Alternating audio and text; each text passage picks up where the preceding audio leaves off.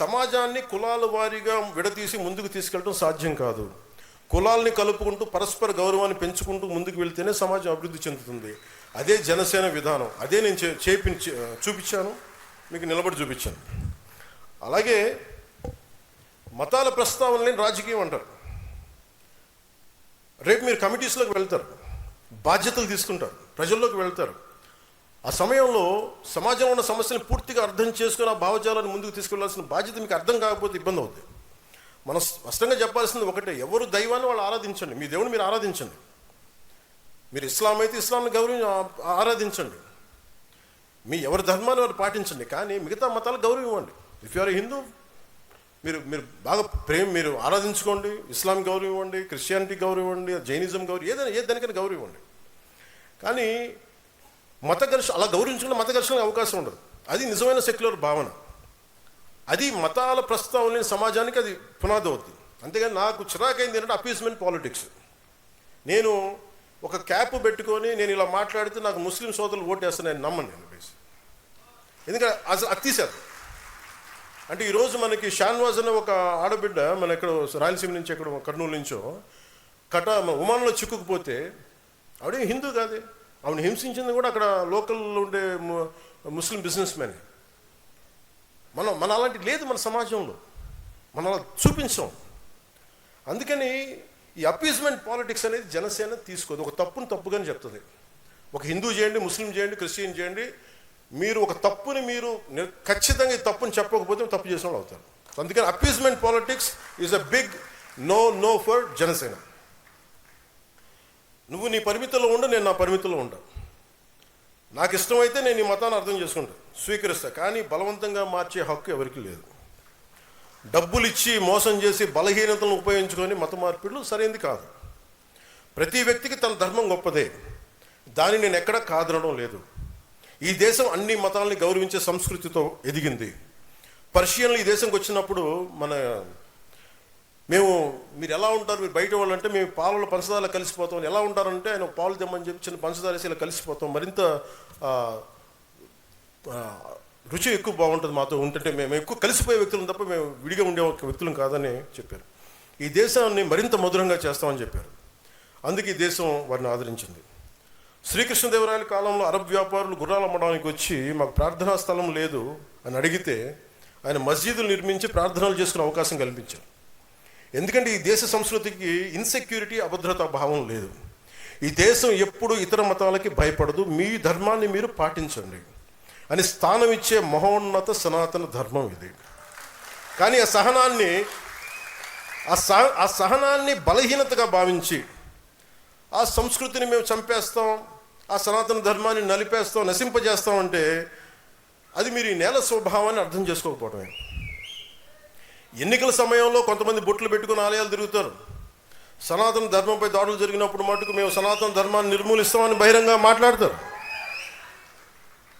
ఎవరు అంటే మీరు ఎన్నికల సమయంలో అసలు ఒక్కరు మాట్లాడరు, అప్పుడు మాట్లాడరు సనాతన ధర్మం గురించి. ఎందుకంటే ఓట్లు పోతాయి. అయిపోగానే మొత్తం పదవుల్లోకి వెళ్ళిపోయి అసెంబ్లీలోకి వెళ్ళగానే ఇప్పుడు మాట్లాడతారు మళ్ళీ. లేదు, సనాతన ధర్మం అనేది వేల ఏళ్ల నాగరికత. అది హిందూ సనాతన ధర్మ is a self correcting mechanism. ఇది ఒకడు స్థాపించింది కాదు, ఒక వ్యక్తి స్థాపించింది కాదు, అది అనాదిగా జరుగుతుంది. It has a self correcting దాంట్లో తప్పులు ఉన్నాయి, తప్పులు కరెక్ట్ చేసుకుంటూ వెళ్తుంది.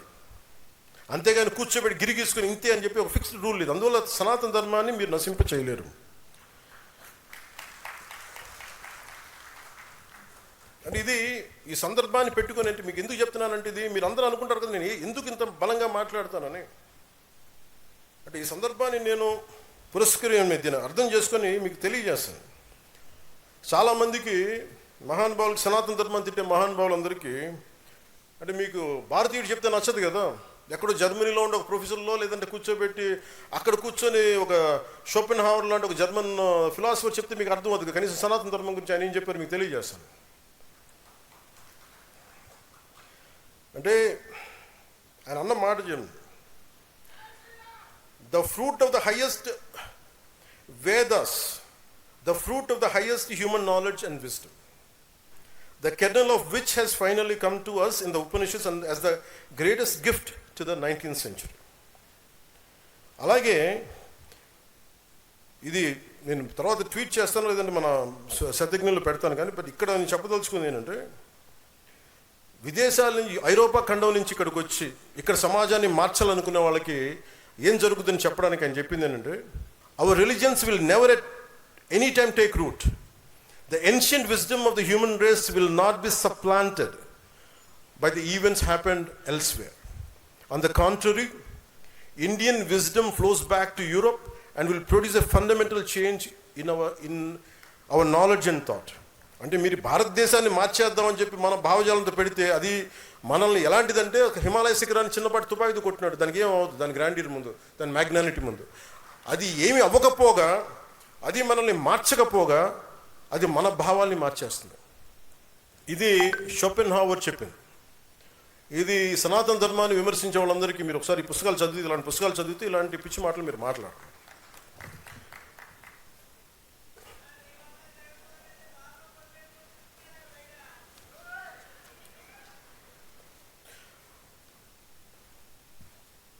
అలాగే మతం కనిపెట్టినప్పుడు మటుకు మైకులు లేవు. అలాగే హిందూ మతంలో కూడా ఇప్పుడు నేను మాట్లాడితే, నేను తిరుపతి లడ్డు విషయం గురించి మాట్లాడితే చేసిందంత ఎవరు? క్రిస్టియన్స్ లేరు, ముస్లిమ్స్ లేరు, హిందువులే. హిందూ మతాన్ని గౌరవించిన హిందువులు అంటే నా చిరాకు. నాకు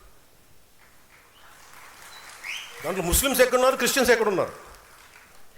అలాగే మైక్స్ పెట్టి ఇబ్బంది పెడతా ఉంటాయి కొన్నిసార్లు. మన కాకినాడలో కూడా చూస్తూ ఉంటే వినాయక చవితికి పాటలు ఏంటనుకుంటున్నారు? నవ్వుతా. వినాయకుడి పాటలు పెట్టట్లా, అబ్బని తీని దెబ్బ ఇలాంటి పాటలు పెడుతున్నారు. అంటే మనం ఎంత గౌరవిస్తున్నాం చూడండి. మిగతా మతాలను చూసి నేర్చుకోవాలి కదా, ఇస్లాంని చూసి హిందువులు నేర్చుకోవాలి కదా. వాళ్ళు అలాంటి పాటలు పెడతారా? ఎప్పుడు కూడా మీ మతాన్ని ఎవరన్నా వెటకారం చేస్తున్నారు, పరిహసిస్తున్నారంటే ఫస్ట్ తప్పు మనలో ఉంటుంది. ఫస్ట్ అది హిందువులు అది కరెక్ట్ చేసుకోవాలి. అలాగే మతాలు పుట్టినప్పుడు మైకులు పుట్టల. ఈ మధ్యన గొడవలు వచ్చేస్తూ ఉన్నాయి. ఇలాంటి అవకాశాలు మీకు మీ మీ మీ బాధ్యతలు మీకు వస్తాయి, భవిష్యత్తులో వచ్చేస్తాయి. మీకు మైకులు పెట్టి పెద్ద పెద్ద సౌండ్ ఉన్నప్పుడు శబ్ద కాలుష్యం ఉంటుంది. ఇలాంటి అంశాలు వచ్చినప్పుడు గొడవలు పెట్టే వాళ్ళతోటి గొడవలు ఇచ్చి మీరు ప్రజలకు అర్థమయ్యేలా వివరించండి. కొన్నిసార్లు కోపాలు వస్తాయి, కోపతాపాలు ఉంటాయి, భయపడకుండా మాట్లాడండి. నేనైతే అలాగే మాట్లాడతాను. ఎందుకంటే ఈ దేశంలో ఓట్ల కోసం అప్పీస్మెంట్ రాజకీయాలు చెయ్యం, జనసేన చేయదు. We don't do appeasement politics. ఇది జనసేన ఆదేశిక సూత్రంగా మీరందరూ గుర్తుంచుకోవాలి. అలాగే భాష గౌరవించే సాంప్రదాయం, జనసేన ప్రాథమిక సిద్ధాంతాల్లో భాషను గౌరవించే సాంప్రదాయం ఎందుకు పెట్టామంటే, భాష మనకి ఎప్పుడు ప్రతిబంధకం కాదు. మహాత్మా గాంధీ గారు ఏ భాష మాట్లాడినా మనం ఎప్పుడైనా అడిగామా? ఎందుకంటే ఈ దేశం భాషలతో విడిపోయేది కాదు, భావాలతో కలిసేది. మన భాష కాని వారిని మనం దేవుళ్ళ ఆరాధిస్తాం. జీసస్ క్రైస్ట్ అని తెలుగు వ్యక్తి కాదు, మహమ్మద్ ప్రవక్త తెలుగు కాదు. వారి భావజాలాన్ని గౌరవిస్తాం. అరబిక్ మాట్లాడే సంస్కృతి నుంచి వచ్చిన ఆలోచనల్ని ప్రపంచం మొత్తం స్వీకరించింది. ఎందుకంటే భాష కంటే భావం గొప్పది. ఈ దేశంలో జాతీయ నాయకులను కూడా మన భాషతో కొలవలేము. జాతీయ గీతం జనగణమన తెలుగులో లేదు, బెంగాలీలో ఉంది. అందుకే ప్రతి భారతీయుడు గౌరవంగా పాడతాడు. అందుకని ఈ దేశానికి భాష ఎప్పుడు అడ్డంకి కాదు. విభిన్నమైన భాషలు మన దేశాన్ని విడగొట్టలే, మరింత బలంగా ఏకం చేస్తాయి. యువత మన మధ్య చిన్న స్పర్ధలు పెట్టి భాషలతోటి మనల్ని విడగొట్టాలని చూస్తారు. అది మీరు కూడా చాలా జాగ్రత్తగా గమనించాలి. తెలంగాణ యాస మీద కూడా చిన్నపాటి ఇబ్బంది ఉన్నప్పుడు అది నేను సినిమాలో చెప్తా ఉండేవాడు. అందుకని తెలంగాణ యాసని మాండలిక నా సినిమాలో పెట్టాను. ఎందుకంటే నాకు అంత ఇష్టం అని చెప్పడానికి, మన భాష యాసల మీద గౌరవంతో. ఈ మధ్య కేవలం ఒక భాషే కాదు, యాస కూడా ఒక రాజకీయ అంశంగా మారిపోయింది. ఒకటే భాష అయినా మాండలికాలు వేరుకుంటే ప్రతి 30 కిలోమీటర్ల యాస మారిపోద్ది, ప్రతి 50 కిలోమీటర్ల సంస్కృతి మారిపోద్ది. హిందీ నుంచి తమిళం వరకు ప్రతి భాషలో ఉంది ఇలాంటి. తమిళనాడులో మధురై యాస వేరుగా ఉంటుంది, చెన్నైలో వేరే ఉంటుంది. అందుకని దాదాపు దేశంలో 1500 పైగా భాషలు ఉన్నాయి. ప్రజలు 22 షెడ్యూల్ భాషలు ఉన్నాయి. ప్రతి భాషకి యాసకి ఒక అందం ఉంటుంది, ఒక నుడికారం ఉంటుంది, ఒక ప్రత్యేకమైన పద సంపద ఉంటుంది. ప్రతి ప్రాంతం తమ సంస్కృతి నుంచి పుట్టిన మాటలే తమ జీవన విధానాన్ని తెలియజేస్తుంది. అందుకని భిన్నత్వంలో ఏకత్వం. అందుకని మహాత్మా గాంధీ గారిని చూసినప్పుడు ఇందాక చెప్పినట్టు ఆయన ఏ భాష అన్నాను, ఆయన భావం ఏం చెప్పారని అడుగుతాం. మన భాషలో అర్థం చేసుకుంటాం. మెకాలే మనకి ఇంగ్లీష్ నేర్పించాడు, సంతోషం. కానీ నేను నా మూలాలను మర్చిపోయి ఇంగ్లీష్ చదువుకుంటాను. అందుకే నా వేదాల గురించి నేను అర్థం చేసుకున్నాను మెకాలే ద్వారా.